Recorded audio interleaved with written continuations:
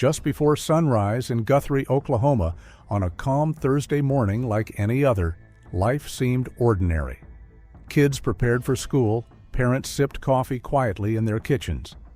But inside a house on West Orbit Drive, something had gone terribly wrong. By 7 a.m., a teenage girl would place a chilling 911 call. Police rushed to the scene, and what they found inside that bedroom stunned even the most seasoned officers. A father dead, a home untouched, and a mystery just beginning to unravel. Who could have done this? Why was only one thing missing? And how could such violence occur with someone else still in the house? This wasn't a robbery. It wasn't random. And when the answers came, they shocked everyone. It was Thursday morning, May 13th, 2010, in the small city of Guthrie. The sun had just begun to rise over the tree-lined streets. Families prepared for work, children got ready for school, and the neighborhood slowly stirred to life. At 7:52 a.m., a single phone call shattered the stillness. The call came from 402 West Orbit Drive. On the line was 15-year-old Callie Fryer. Her voice was shaky, panicked, words tumbling out in confusion, some barely coherent. But one thing was clear. Something terrible had happened inside the house. Callie had just found her father, 50-year-old Louis Fryer, dead in his bedroom. What she walked in on was something no child should ever witness. When officers arrived, they entered what looked like the aftermath of a violent home invasion. Furniture was overturned, drawers pulled out, and Louis's car was missing from the driveway. Inside the bedroom, the scene was horrific. Blood splattered on the bed, walls, floors, and door. Louis had clearly fought for his life. Multiple stab wounds marked his neck and back. His arms and hands bore defensive injuries, deep cuts from trying to shield himself. The attack was brutal and personal. The weapon, a kitchen knife from his own home, now missing from the knife rack. It appeared Louis had been asleep when first struck. The blankets were tangled around his legs, as if he had been yanked from sleep mid-attack. Blood on the mattress suggested the violence began while he lay defenseless. He never had a chance to react until the fight for survival had already started. Louis was a hard-working, well-liked man. He worked as a designer at a picture framing company and raised two children, Callie and her older brother Keith, now 18. 13 years earlier, he had taken full custody after splitting from his wife Tricia in 1997. Tricia had struggled with drug addiction and spent time in and out of prison. But Louis never spoke ill of her. In fact, he encouraged his children to maintain contact with their mother, even when the court said less contact was acceptable. To his son and daughter, he was their rock, protector, and constant. Friends described him as laid back, loyal, and someone who could always make people laugh. He loved fishing, sports, and most of all, his kids. As police processed the scene, Callie was placed in the back of a patrol car. Shaken and stunned, she answered every question detectives asked. She couldn't think of a single person who would want to hurt her father. "Everybody likes my dad," she told them.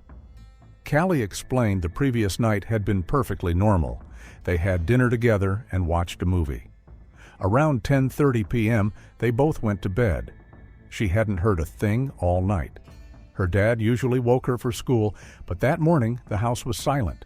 No breakfast sounds, no TV, no footsteps. She went looking for him and found the bedroom door open, and the horror inside. There were no signs of forced entry, no broken locks, no shattered glass. Investigators quickly ruled out a break-in. The front door may have been left unlocked. A small smear of blood on the back door suggested whoever escaped that way. It seemed the killer knew the layout, the house, and perhaps when everyone would be asleep. As with all murder investigations, detectives first looked at those closest to the victim. That meant Louis's ex-wife, Tricia. Was there a custody dispute? Had something changed? At first, she was hard to reach, but when she finally spoke to police, she came in willingly. She was cooperative, calm, emotional, but not evasive. It didn't take long to rule her out. Tricia admitted Lewis was a better parent at that time in her life. She was thankful for the stability he provided.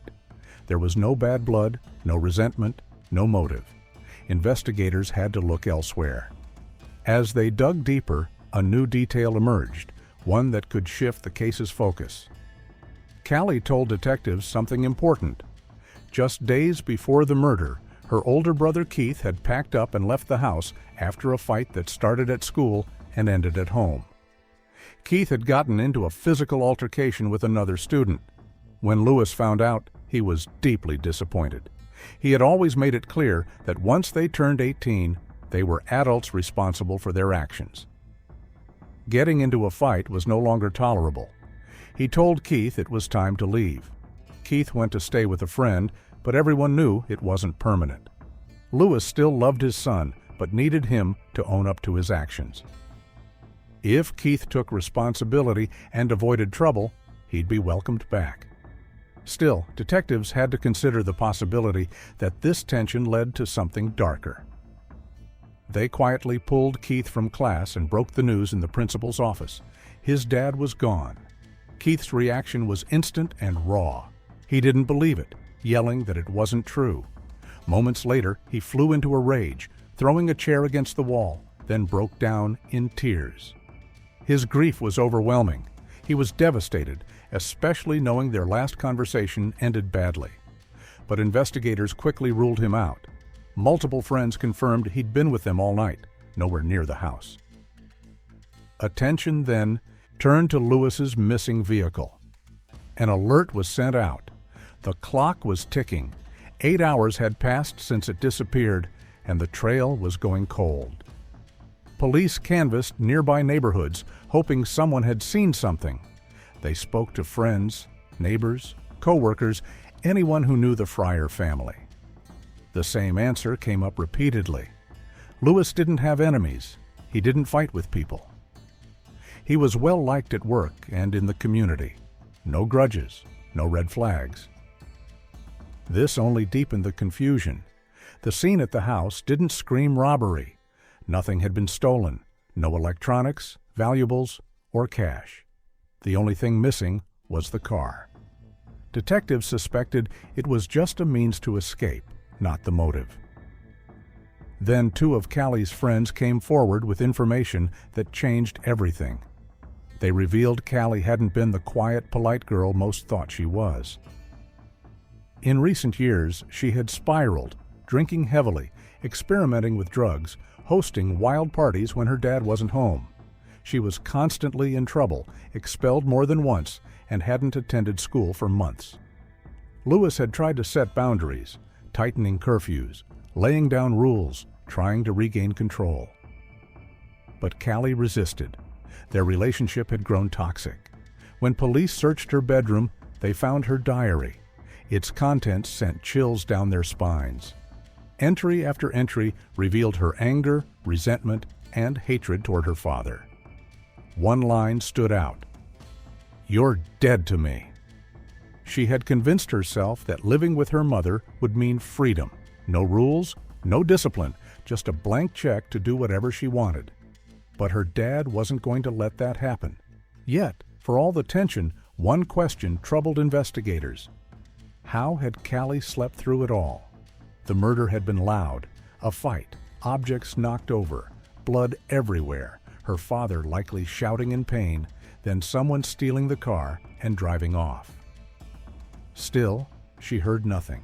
It didn't add up. Her brother Keith felt the same unease.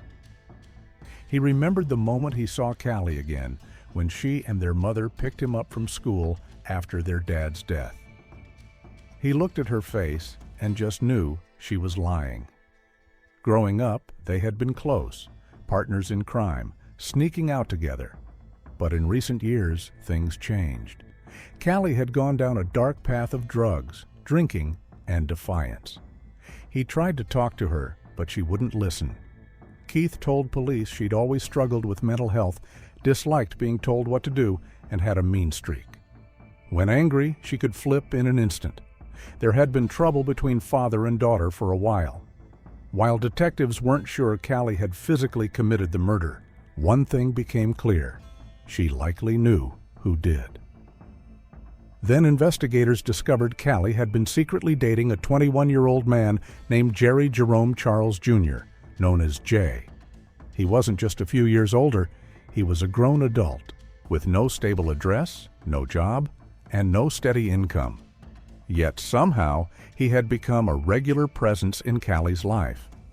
Jay didn't live anywhere consistently. To keep the relationship going, Callie had begun sneaking him into her home at night while Lewis slept just rooms away. Some sources suggested Jay might have been married at the time, though details remain unclear. Secrets like that don't stay hidden forever. Eventually, Lewis found out. When he did, he confronted Callie immediately, making it clear the relationship was unacceptable. Jay was never to set foot in the house again. The age gap alone, 21 to 15, was not only inappropriate, but illegal under Oklahoma law. Lewis didn't stop there.